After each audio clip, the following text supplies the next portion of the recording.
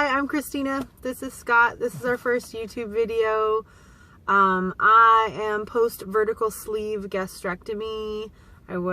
So what is today? January 2016, and my sleeve was July 2014.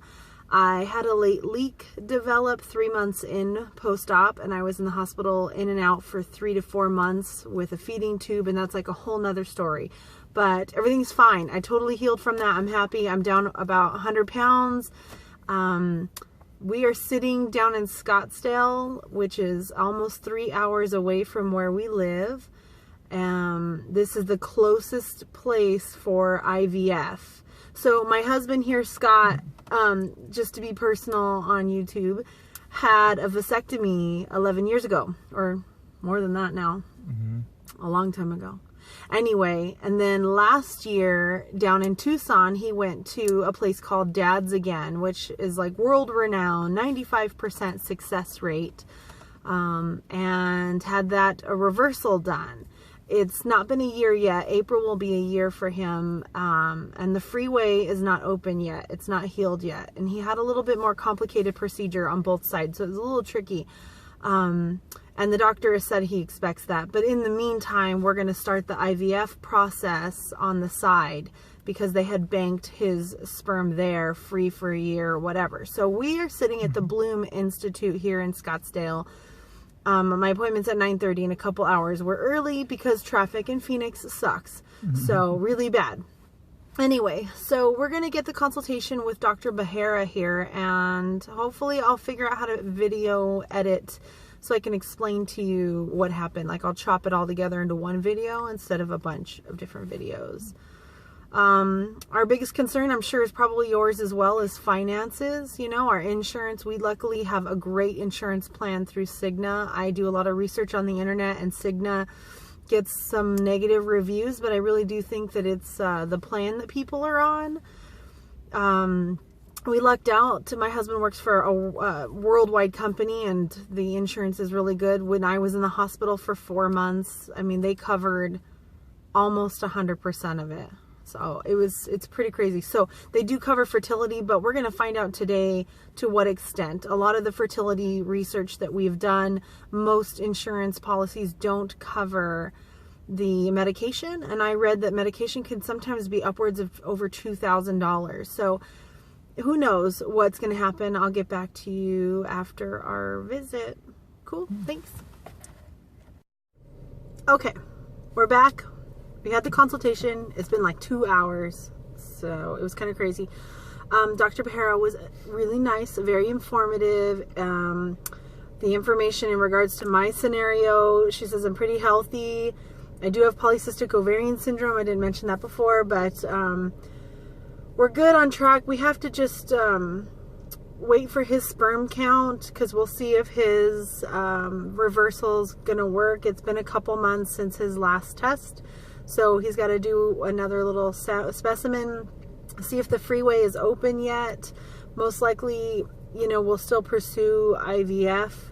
I was on day 3 today of my cycle, and it worked out perfectly, because from day 3 to day 4 you have to have blood work done for hormonal tests and FSH or FHS. I'll say it wrong, but anyway, you have to have specific tests done. So it worked out because they were able to do my lab right then and there, which was wonderful. And what else? Am I missing something else? I feel like I'm missing something else. Oh, we just gotta check with the insurance. Oh yeah, insurance. And then on your 6th to 10th day of your cycle is when you do here, which is wonderful. They do the sonogram, ultrasound, dye, all at the same time. So they do the dye to make sure that the opening to the fallopian tubes, all that stuff is working. And then they also do the saline at that time to also check your uterine lining, if there's any polyps or anything going on there, abnormalities. They do it all in the same one. And in my research with YouTube videos and so forth, people have had to do that in 2 separate visits. So that's my next one. I'm probably not going to do it on Friday, you know, my 6th to 10th day of this cycle, because we'd have to drive down here again. Today's Monday, like at the end of the week. That'd be kind of crazy. So we booked it, hoping my Glow app is accurate to my cycle.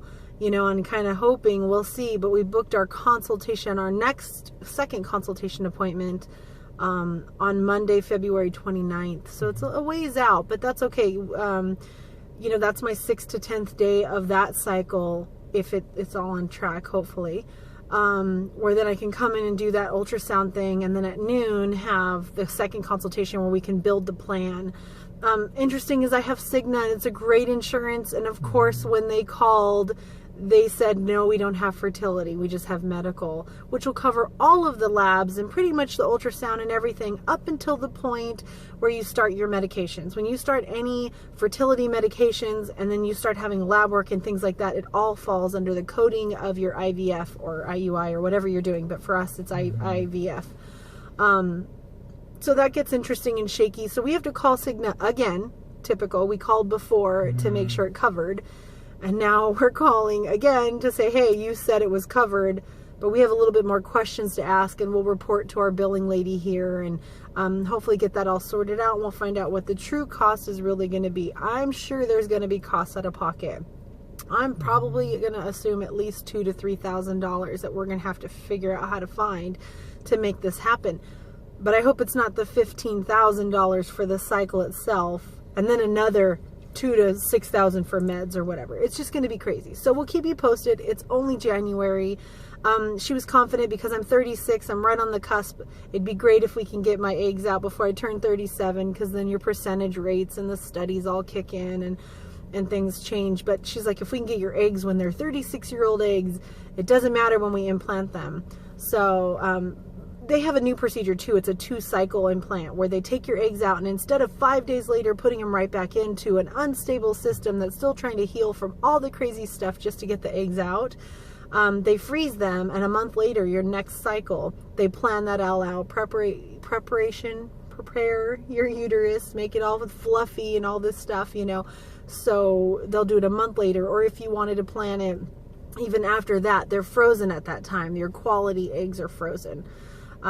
So we'll get to that point, talk about it more later, but that's what the consultation covered. It was very detailed. I think I got it all. And she talked to you about your stuff a lot.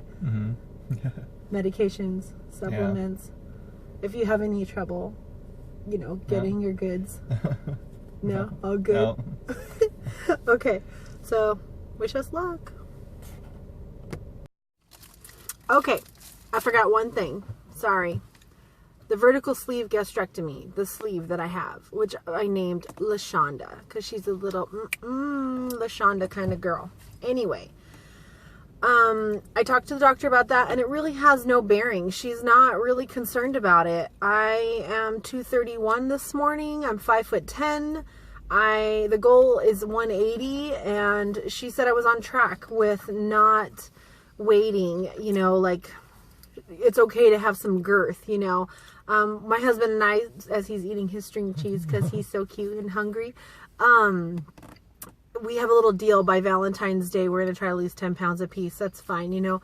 If I can get down to 200, great. But it's not like it's an issue. She wasn't even concerned. She was like totally fine with it, and you know, agreeing with the fact that you got to have some girth, especially with IVF. We might have 2 eggs, we might have twins. You want to have something for yourself because your baby's going to take everything when you're pregnant. So I'll probably lose weight. We'll see. I don't know, but we're going to go for that 10 pounds by February anyway, and stick with our personal goals for ourselves. Make sure we take care of ourselves. Okay, now this is the end, I promise, of this video.